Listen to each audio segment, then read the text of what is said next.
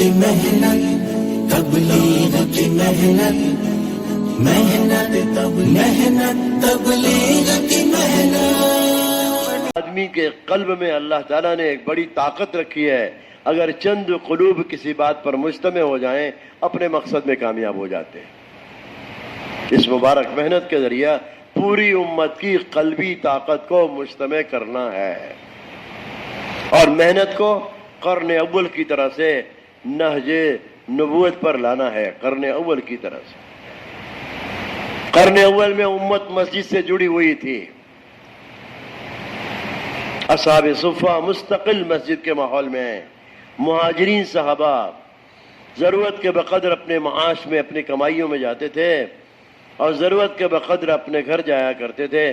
ज़्यादा वक्त मस्जिद के माहौल में होते थे। आज ये बात कही जा रही है कि हर मुसलमान 8 घंटा मस्जिद के लिए फारिग कर ले। वो तो फारिग ही है। मौजूद साहब फरमा देते हैं 8 घंटा कारोबार को दे दो, 8 घंटा अपने आराम को, सोने को दे दो, बच गया 8 घंटा। इस 8 घंटे को मस्जिद के लिए तय कर दो। फारिग वक्त फरमा देते हैं आराम के वक्त में आदमी नहीं बिगड़ता, कमाइयों के वक्त में नहीं बिगड़ता, ये फारिग वक्त में गड़बड़ होता है और बिगड़ता है। ये फारिग वक्त में 8 घंटे वाले में अगर पुराने साथी 8 घंटा रोजाना लगाने लगे, क्यों भाई, हर मस्जिद का काम जम जाएगा? नहीं जम जाएगा। अरे बोलो, हर मस्जिद का काम मजबूत हो जाएगा। आज क्या हो रहा है, बड़े बड़े वो कहेंगे जी हमारी मस्जिद में पांचों वक्त मस्जिद आबाद है। आधा घंटा काम करेंगे और कहेंगे कि 2.5 घंटा लग गया। एक मुस्तकिल हर मस्जिद की जमात कम से कम 2.5 घंटा एक वक्त में लगा रही हो, वरना 3 शिफ्टों में 8 घंटा पूरा किया जा सकता है। 3 शिफ्टों में मस्जिद की जमात अगर 2.5 घंटा पूरा लगावे, मोहल्ले का नक्शा बदला हुआ मिलेगा। मोहल्ले का नक्शा बदला हुआ मिलेगा अगर एक जमात भी 2.5 घंटा पूरा वक्त दे रही हो। 3 आदमी भी 2.5 घंटा दे रहे हैं तो उन 3 आदमियों के साथ 2 आदमी भी दे रहे हैं, उन 2 के साथ इंशाअल्लाह मेहनत करने वाले 2.5 घंटे तक चलते रहें। उम्मत जितना मस्जिद से जुड़ेगी उतना ही मस्जिद की खैर और बरकत घरों में जाएगी। मौलाना सईद खान साहब फरमाते थे घर की तालीम हुजूर के ज़माने में किताबी शक्ल में नहीं थी। जो बात हुजूर की मजलिस में सहाबा सुनते थे, कुरान नाजिल होता, कुरान के अहकामात की अल्लाह के रसूल वजाहत फरमाते और जो बातें सुनते थे सरकार से बराह रास्त, वही बातें अपने घर की औरतों बच्चों में पूरे तौर पर पहुंचाते थे। फरमाया सीरत ये कहती है कि यही उस जमाने में घर की तालीम थी। आज इस जमाने में घर की तालीम 5 अमल के साथ बताई जा रही है। कुरान का हल्का, किताबी तालीम बदल बदल कर 6 सिफात का मुज़ाकरा, घर का एक आदमी और तश्कील ताकि घर के छोटे बड़ों का मिजाज अल्लाह के रास्ते में निकलने का बने। 5वां अमल मशवरा है। कल की तालीम किसके ज़िम्मे होगी? कल 6 नंबर किसके ज़िम्मे होगा? कुरान के हल्के में गलतियां कौन सही कराएगा? ये 5 अमल है घर की तालीम की। जमातों को एहतमाम से हिदायत में ये बात कही जा रही है कि भाई ये सारी बातें याद रखो। तालीमी गश्त में आने वाले, 2.5 घंटे की मेहनत में आने वाले, उनको सबसे पहले तालीम के हल्के में जोड़ा जाएगा। फिर उनसे जो बात की जाएगी, 4 लाइन की तश्कील उनकी की जाएगी। जिस चीज़ की दावत चलाओगे वो चीज़ वजूद में आकर रहेगी। मौलाना यूसुफ साहब फरमा देते जिस चीज़ को तुम जिंदा करना चाहते हो उसको दावत में लाओ। सबसे पहली बात, अल्लाह के रास्ते में 4 महीने की दावत।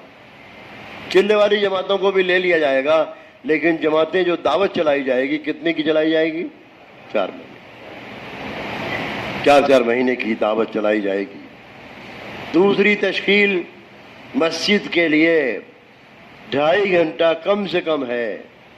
हर मुसलमान से हमें मस्जिद के लिए वक्त मांगना है और 8 घंटे समझाना है। کہ 8 گھنٹے فارغ ہیں۔ تیسری تشکیل گھر کی تعلیم کی ہے، تیسری تشکیل گھر کی تعلیم، اور دعوت اس انداز سے دی جا رہی ہو کہ یہ آدمی کیسے دل پر لے لے اور کرنے والا بن جائے۔ مولانا یوسف صاحب فرماتے تھے، مولانا الیاس صاحب فرماتے تھے، ہماری دعوت کانوں تک بات پہنچانے کی نہیں ہے، دل تک بات پہنچانے کی ہے کہ آدمی اس کو کرنے کے لیے تیار ہو جائے۔ دل تک بات پہنچانے کا مطلب ہی یہی ہے کہ آدمی کرنے کے لیے تیار ہو۔ قرآن کریم میں اللہ تعالیٰ نے اپنے نبی صلی اللہ علیہ وسلم کو فرمایا، اے میرے نبی، ہم دیکھ رہے ہیں لوگوں کے پیچھے محنت میں آپ اپنے آپ کو اتنا تھکاتے ہیں کہ آپ اس حرص میں کہ ایمان نہ لائیں گے، ایمان نہ لانے کی وجہ سے آپ اپنے کو ہلاک ہی کر دیں گے۔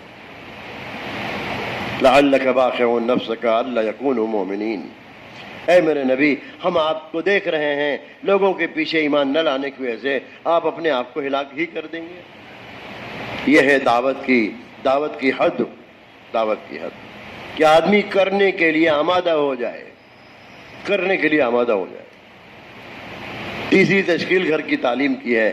اگر ہم 2.5 گھنٹے کی محنت میں یہ تشکیلیں اہتمام سے چلاویں گے، انشاءاللہ آپ دیکھیں گے، آج اس سے پوچھو ان سے، بھئی ہم نے آپ سے تعلیم کی بات کی ہے، آج شام تک تعلیم ہو جائے گی انشاءاللہ؟ وہ ہاں کر کے جائیں گے آج شام۔ اب ان سے کہا جائے گا جی شام کو پھر ہم ملاقات کریں گے کہ آپ کی تعلیم قابو میں آئی کہ نہیں آئی۔ 60 70 گھروں میں جماعت نے محنت ڈھنگ سے کی، تعلیم شروع کرائی، ہر بستی میں۔ گھر کی تعلیم، مولانا یوسف صاحب فرماتے تھے، جس گھر میں تعلیم روزانہ ہوگی، جن سوراخوں سے باطل گھر میں گھسا کرتا ہے وہ سارے سوراخوں کو بند کر دے گی۔ اگر گھر کی تعلیم قابو میں نہ آئی تو میرے بزرگوں اس طرح سے باطل گھروں میں گھسے گا کہ آدمی گھر کا ذمہ دار تبلیغ والا مر کر گھر قبر میں جائے گا اور تبلیغ بھی اس کے ساتھ چلی جائے گی، گھر میں باقی نہیں رہے گا کچھ۔ چوتھی تشکیل گھر کے بچوں کو مکتب سے جوڑیں۔ مسجد کا جو مکتب ہے، ہر گھر کے بچے مکتب سے جڑیں، اس سے بچوں کی حفاظت ہو جائے گی۔ قرآن کے پڑھنے کی جو ہے کی ترغیب دی جائے گی کہ ہر گھر کے بچے مسجد کے مکتب سے جڑیں۔ عام طریقے سے 2 گھنٹے مسجدوں میں مکتب چلتا ہے۔ اگر 2 وقت ہے تو 2 وقت، فارغ بچے صبح کو پڑھ لیں گے اور مشغول بچے شام کو پڑھ لیں گے۔ یہ 4 لائن کی دعوت 2.5 گھنٹے کی محنت میں بھی مستقل دی جائے گی، اور جماعتوں میں نکلنے والوں کو بھی ہدایات میں یہ بات کہی جائے گی کہ جس کو بھی تعلیمی گشت میں لائیں گے وہ سب جو ہے ان سے یہ تشکیل ہوگی، ان کی یہ تشکیل ہوگی، 4 لائن کی تشکیل ہوگی۔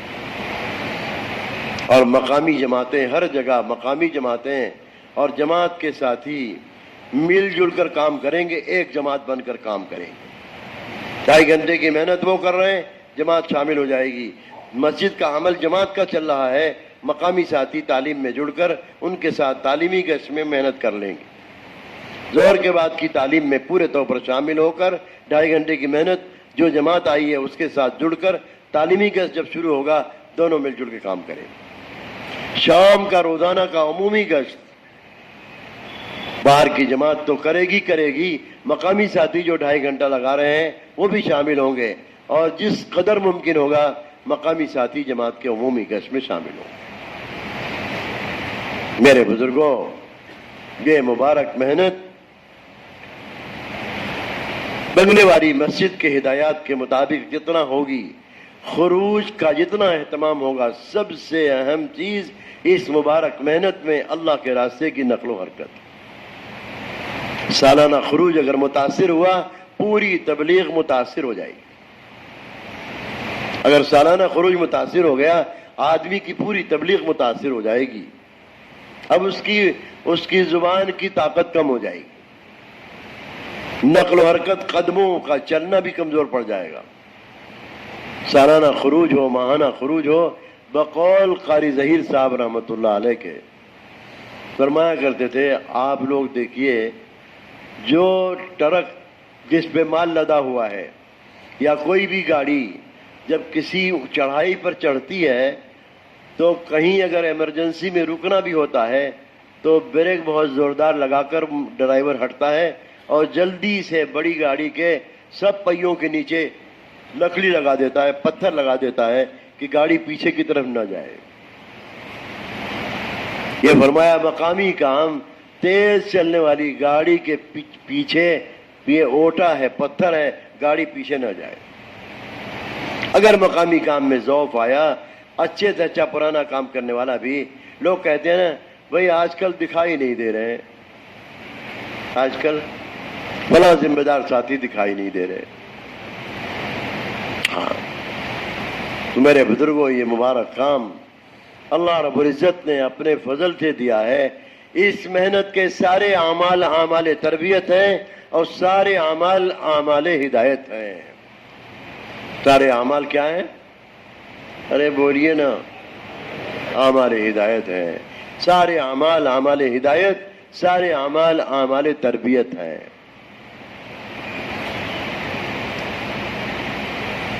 محنت میں چلیں گے جڑ کر کے تو میرے بزرگوں تربیت ہوگی۔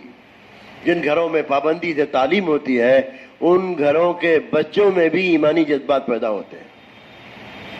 مسجد میں جب گشت ہوتا ہے نا، کوئی جماعت آ جاتی ہے تو اس گھر کے بچے بھی کھڑے ہو کر 4 مہینہ لکھاتے ہیں تو لوگ ہنستے ہیں، مسکراتے ہیں، ارے یہ بچہ ابھی کہاں 4 مہینے میں کہاں جائے گا؟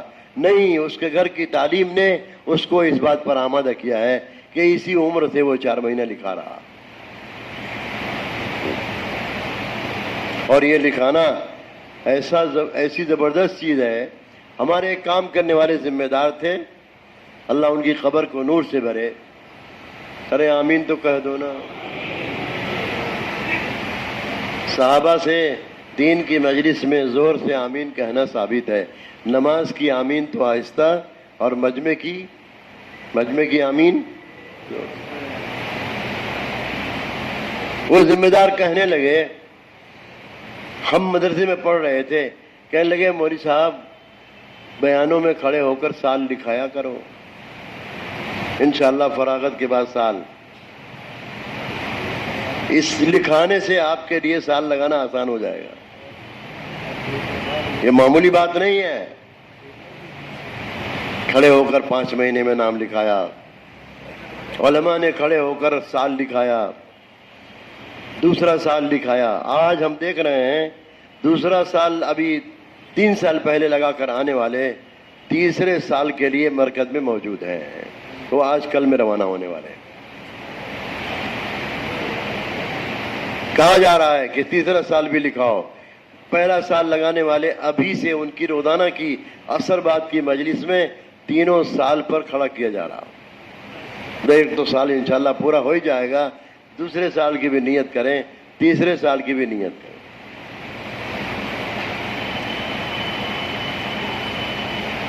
پہلے سال کی جماعت علماء کی جاتی تھی تو ایک جماعت سال بھر میں ایک جماعت جاتی تھی، اور جس سال ہم لوگ گئے تھے 3 آدمی گئے تھے، بس پورے سال میں ایک جماعت 3 آدمی۔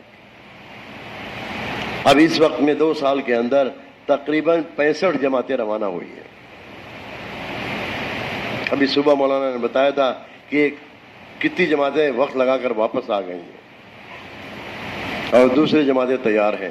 ہر روز مرکز میں 2-3 جماعتیں علماء کی دوسرے سال والی مرکز میں موجود ہوتی ہیں، کیونکہ ان کی جانے سے پہلے 3 تشکیلیں ہوتی ہیں، ایک تشکیل دوآبے کی، ایک تشکیل میوات کی، اور ایک تشکیل ایسی جو بنجر علاقے ہیں بالکل۔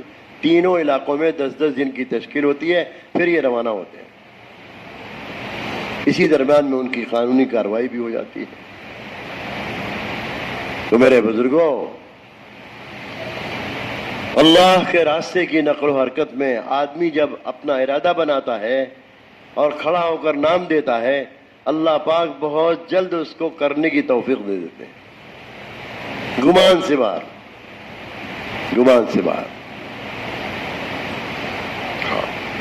اکیلے علماء تیار ہو کر 1 سال کے لیے آ رہے ہیں، 1 سال کے لیے۔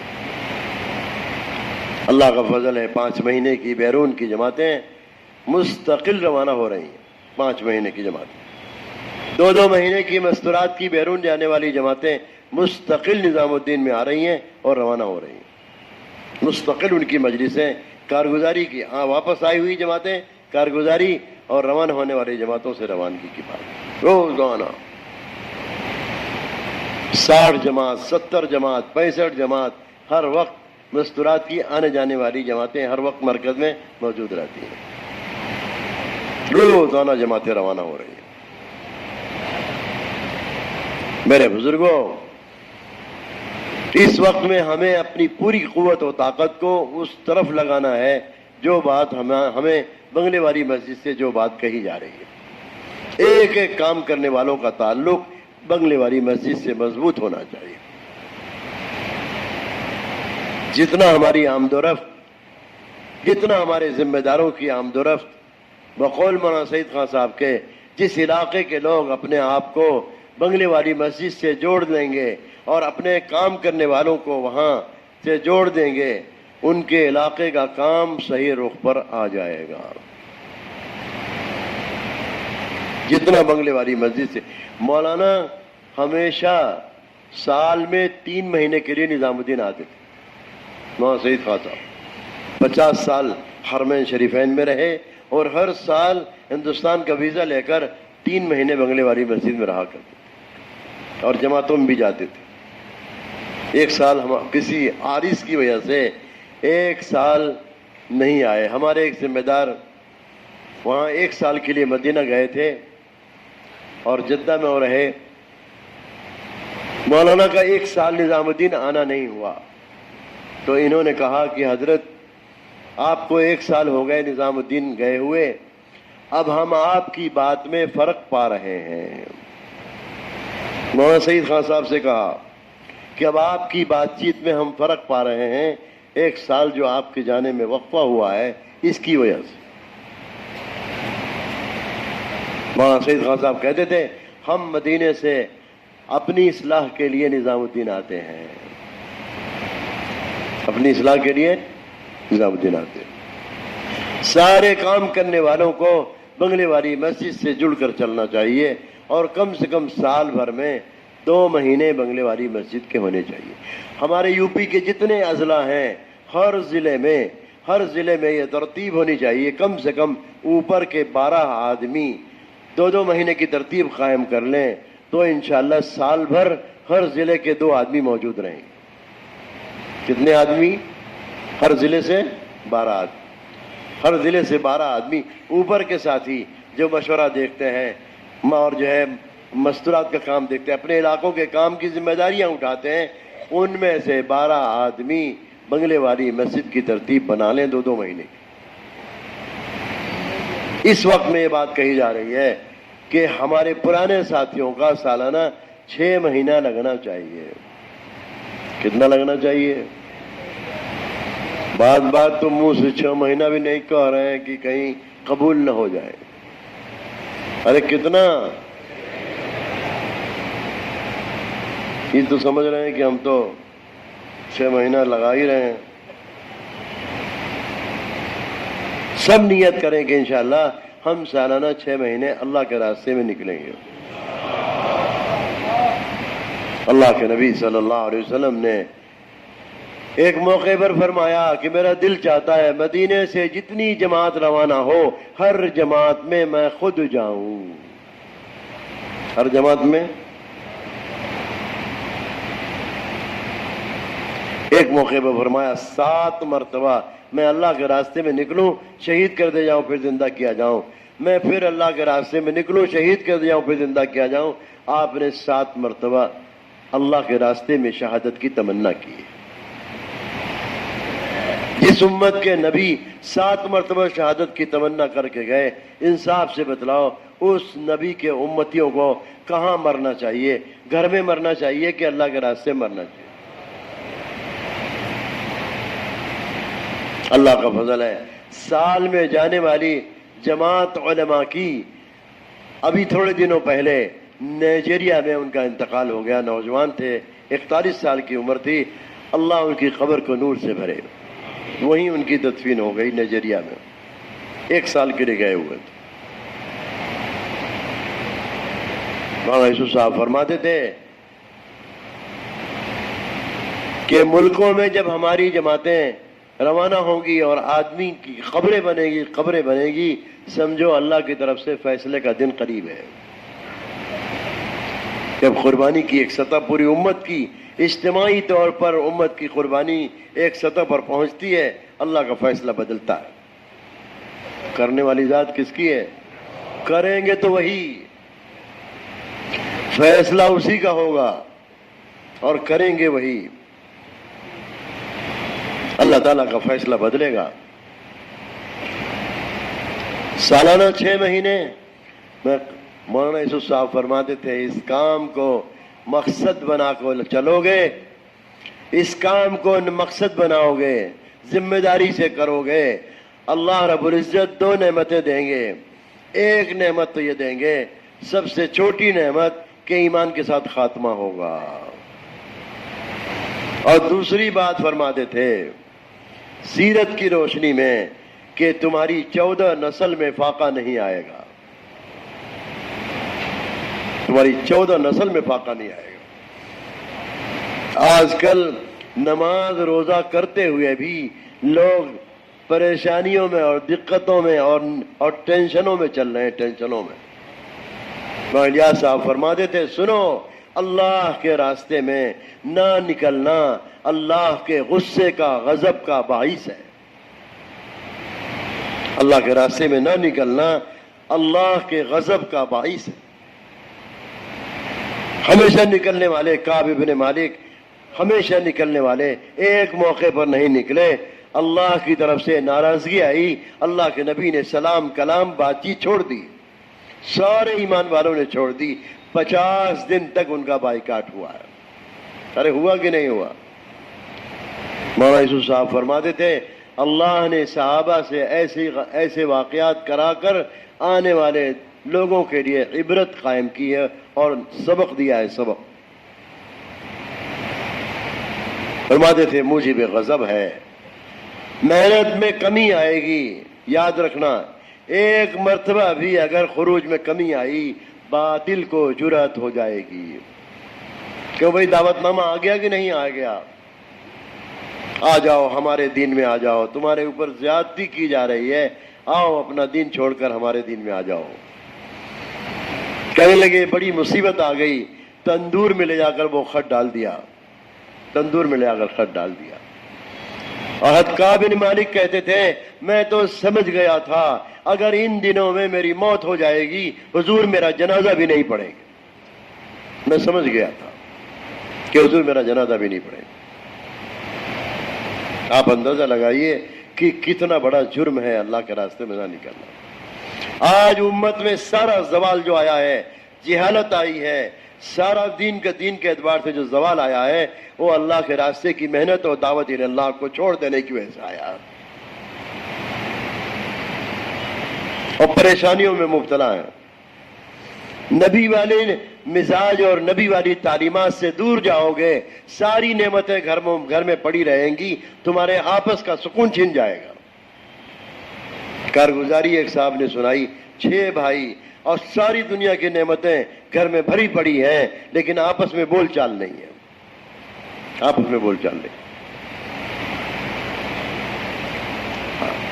جب مزاج محمد صلی اللہ علیہ وسلم کی شریعت کا مزاج نہیں ہوگا وراثت کی مال کی تقسیم بھائی بہنوں کے درمیان میں صحیح طریقے سے نہیں کریں گے اور یہ اتنی بڑی مصیبت بنے گی کہ وہ مال سارے سکون کو چھین لے گا. لوگوں کا حق مار کر اگر ہم کھائیں گے پیئیں گے تو سکون ملے گا؟ ارے بولو.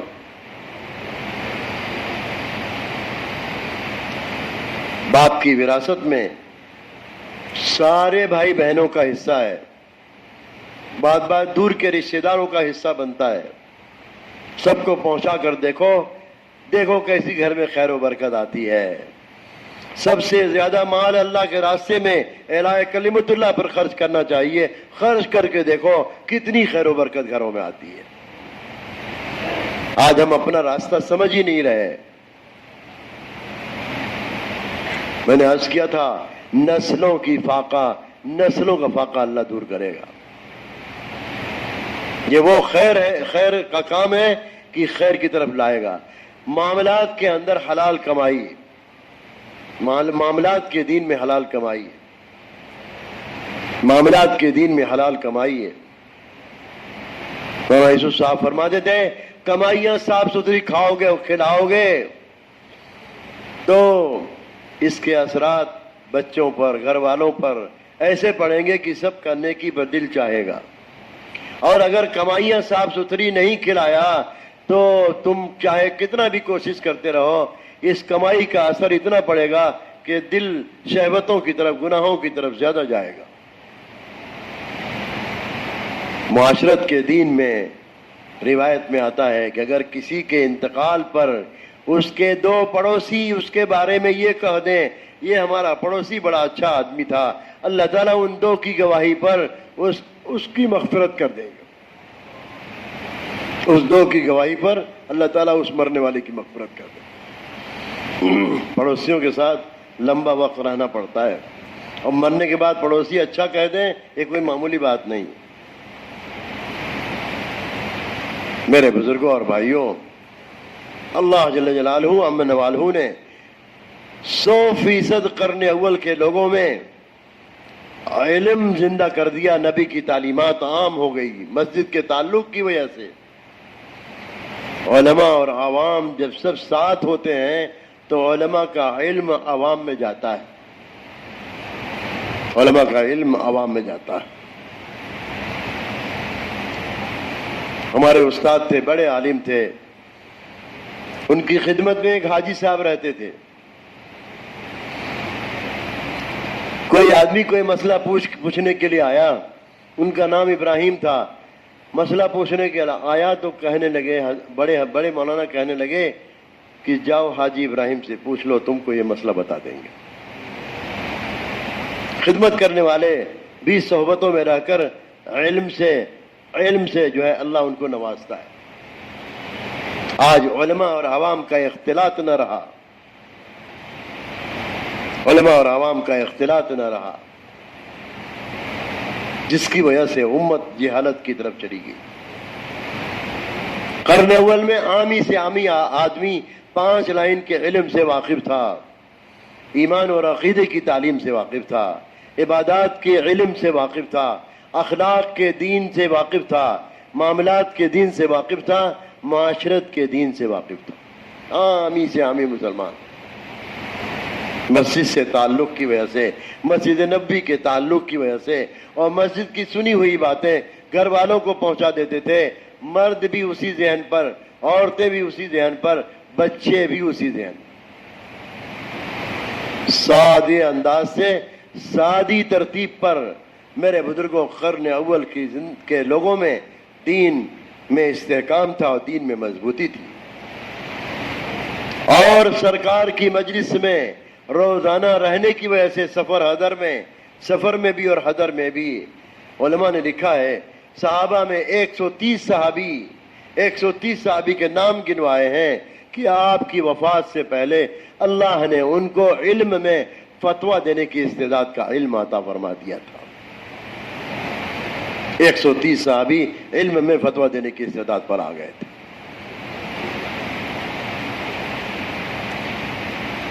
اور اسی جماعت سے اللہ نے آگے اس دین کی امانت کو آگے بڑھایا.